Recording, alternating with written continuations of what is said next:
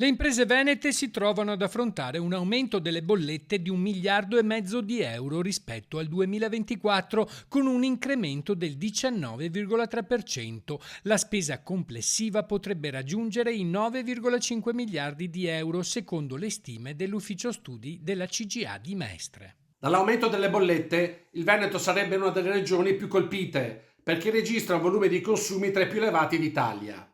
Ma anche le conseguenze di questi rincari sarebbero altrettanto negative. Pensiamo a un'impennata dell'inflazione che costringerebbe la BCE ad alzare i tassi di interesse. Questo chiaramente andrebbe a colpire i consumi, gli investimenti e la crescita del nostro PIL.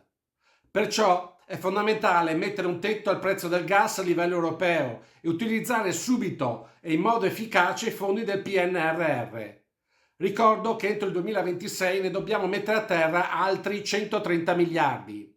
È una cifra importantissima che, se ben investita, può ridare slancio anche al Veneto e un futuro più sereno a tutto il paese.